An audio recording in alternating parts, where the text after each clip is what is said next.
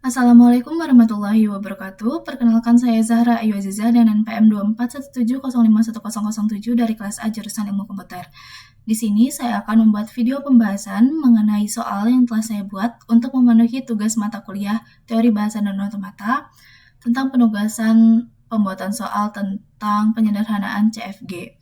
Nah, di sini saya sudah menggunakan referensi yang telah diberikan oleh Pak Febi. Yang pertama, yaitu dari buku Introduction to Automata Theory di chapter 5 tentang Context Free Grammars and Language, kemudian menggunakan PPT TBO 11 tentang penyederhanaan CFG. Di sini juga saya sudah menyiapkan soal yang telah saya buat beserta 4 jawabannya. Nah, di sini saya membuat soal mengenai penyederhanaan CFG dengan penghilangan produksi useless dan penghilangan produksi unit. Nah, di sini kita baca dulu teorinya. Nah, penghilangan produksi useless. Di sini produksi useless didefinisikan sebagai yang pertama, produksi yang memuat simbol variabel yang tidak memiliki penurunan yang akan menghasilkan terminal-terminal seluruhnya. Kemudian yang kedua, produksi yang tidak akan dicapai dengan penurunan apapun dari simbol awal sehingga produksi itu redundan.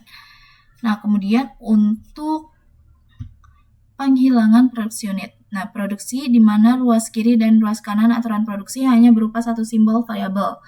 Misalkan A menghasilkan B, C menghasilkan D. Keberadaannya membuat tata bahasa memiliki kerumitan yang tidak perlu. Penyederhanaan dilakukan dengan melakukan penggantian aturan produksi unit. Nah, ini contohnya.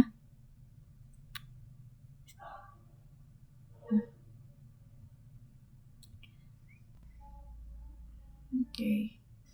Di soal yang saya buat, dilakukan penyederhanaan CFG dengan penghilangan produksi useless dan penghilangan produksi unit pada grammar berikut.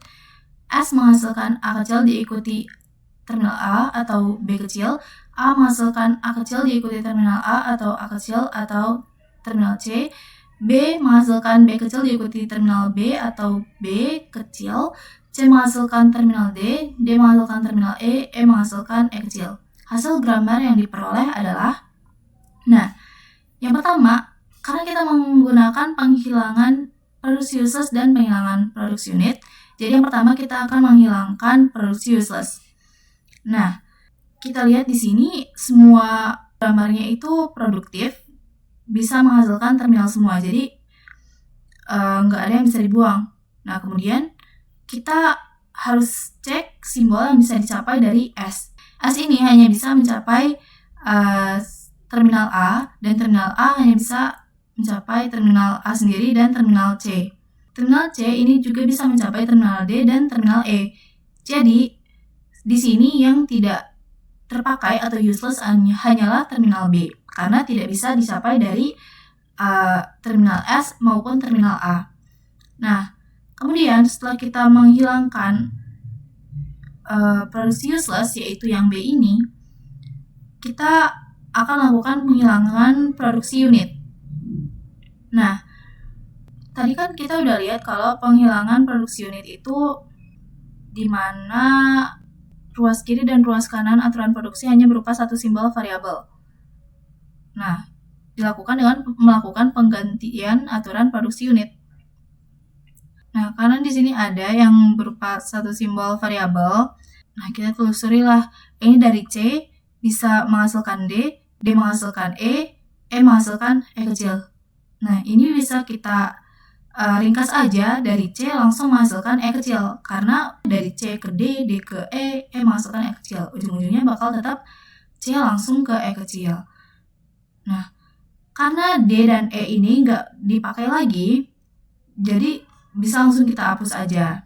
Jadi kita bisa mendapatkan hasil penyederhanaannya, yaitu S menurunkan A kecil diikuti terminal A atau B, A menghasilkan A kecil diikuti terminal A atau terminal C, kemudian C menghasilkan E. Nah, jadi itulah kenapa jawaban yang benar adalah jawaban yang A. Nanti jawaban yang benar akan saya masukkan di sini. Di sini juga sudah wajib isi dan diacak. Oke, mungkin Sekian penjelasan dari saya, semoga dapat dimengerti. Mohon maaf apabila ada salah kata. Saya akhiri. Wassalamualaikum warahmatullahi wabarakatuh.